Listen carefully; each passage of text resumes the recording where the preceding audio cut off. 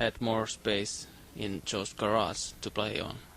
Yeah, Joe's garage was it was a different setup because we were recording from scratch in the studio, whereas Shake Your Booty came from live tracks and then the overdubs occurred. Yeah.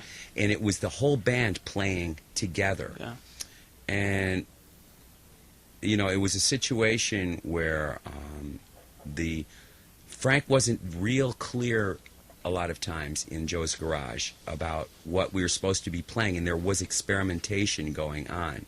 And he was paying for studio time. This wasn't like it was up at his house. He still hadn't had the studio done yet.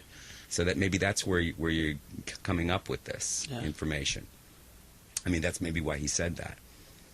But he also said that you were better on the stage, that you could play better than Peter Wolf in other respects.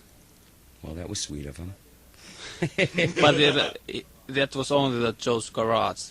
Yeah. Yeah. No, but I mean, is why does it hurt when I pee on Joe's garage? Yeah. Well, like for instance, the middle section of that, I wrote that whole thing out. You know what I mean? I remember one night, very infrequently would happen. I mean, it only happened once that I can ever remember. But when it came to that part, my mind went blank for those 16 measures. And, you know, I just went dark. And that never happened. And it scared me so much that I stayed up all night long, and I wrote out a section. So if whatever happened again, I would go on autopilot and have that. But that whole section, that Alberti Mozartian kind of bass, the figure of that, that I wrote that all out. I mean, that was one good thing that I could bring to the table with Frank, is the different classical styles, because he loved to caricature all different kinds of classical music. It wasn't just the da-da type of thing, but little subtle things like Landini cadence, or you know, like a feminine cadence of Mozart, say, or like this Alberti bass. It could happen, you know, in a myriad of ways, and not a lot of players could do that. I mean, a lot of guys that played with Frank were either real rockers or jazzers, but not too many classical dudes that could... See, Peter's not a classical musician at all. Peter's a fusion keyboard player, basically. So anyway, next question. Okay, Frank was into technology, and that could be seen in his way of using keyboards, and sometimes I have a feeling that he tried to replace horn section with keyboards. For example, in Yo Mama, there's that section that reminds of French horns. And I would like to you to tell me about this concept, plus the equipment you used with Frank. Well, you've just mentioned... And there's some string type of thing, string sections. You just mentioned something that's very dear to my heart. Up to a certain point, that section on Yo Mama, the instrumental repris of that, when we did that, I'll never forget, he just said, "Tommy, go wild." It was in the studio, just me and him, and he said, "Do anything you want on this." And I said, "Really?" He says, "Yeah, just go for it, champ. Just go in there and go for it." So it was just like the first time that he ever... It's like a composer for a movie giving an orchestrator an idea and say, "Here's what the deal is. Now, you know what I'm looking for here." And I felt like so esteemed by that he would give me the responsibility. I knew it was subject to his editorial. However, it was, you know, I could do it. And it was such a great thing to have all those little lines, that ton ton ting ton ting part, and all these little things getting weaved in. And up to that point, I had never had a section of music that ever hit me as dramatically as that. That was sort of a pinnacle for a few years for me. When I would hear that, it was just like the best thing that I had ever done so far musically. And it's surprising, a lot of people know that particular piece in that section of the piece. Now, speaking of the technology, when I got hired by Frank, I didn't bring any gear down with me from Santa Barbara. It was just a preliminary kind of audition. So I came down. He gave me like 13 pieces to practice for a week and to come back down. So I came down. He says, do you have any gear? And I says, yeah, I have a Rhodes. And he says, oh, you can leave the Rhodes there, but anything else? I said, yeah, I have this instrument called the Electrocomp 101. He says, what's that all about?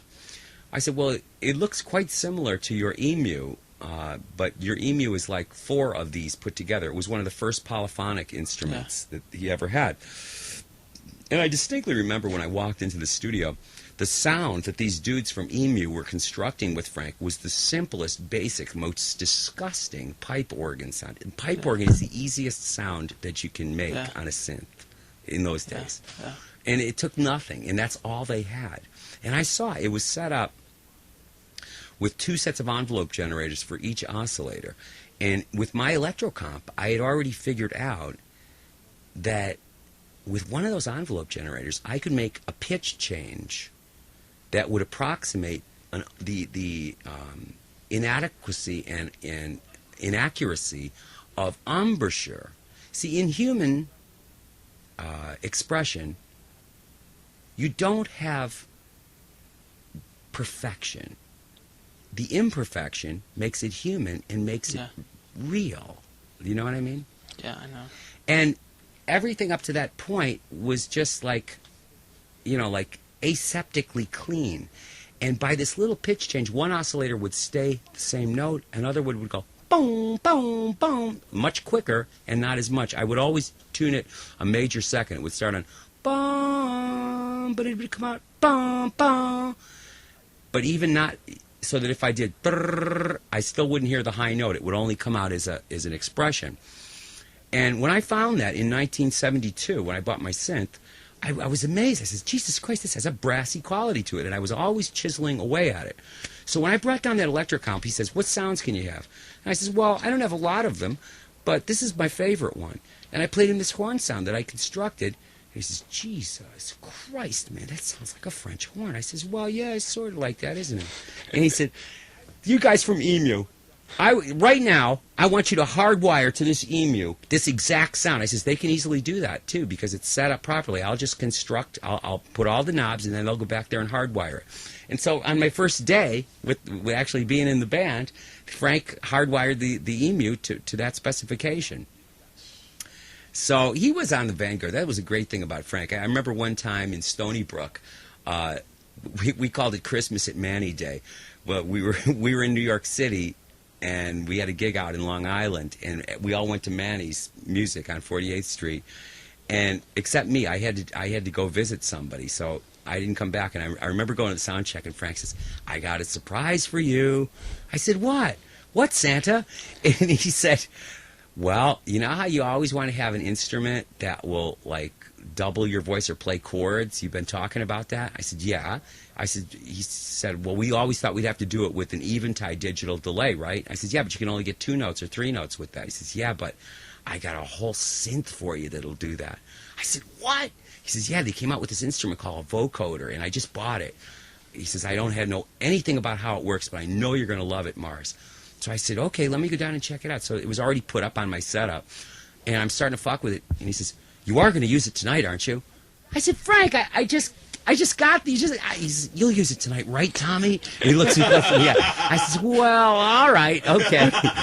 So anyway, one of the funniest things, and if you know my work with Frank, you know how much the vocoder was there. It was a really hip, like Gates of Heaven sound. You know, when I play the brass chords in the vocoder on the other hand. Yeah, I remember that part in Strictly Gentile. Oh, sure, sure. And you are singing along. Sure, of course. That's very heavenly. Heavenly, very heavenly. And the thing is that Frank had this one concept that he would trigger the vocoder from his mic. So I could actually, I had the power of, if I switched this switch on mine, it would go from me to him. So anytime he talked into his mic, I actually had the power to flip the vocoder on and harmonize his words, which I did occasionally, and he always liked it. But there were certain parts of the song that were required that I would do that. And that vocoder had only 2 sounds on it. One, this heavenly, angelic choir kind of sound, and then it had what we called the ant sound, which was no vibrato, and it sounded like this, and just in a one straight monotone sound. And that's what he liked on his voice. He liked the ugly sound.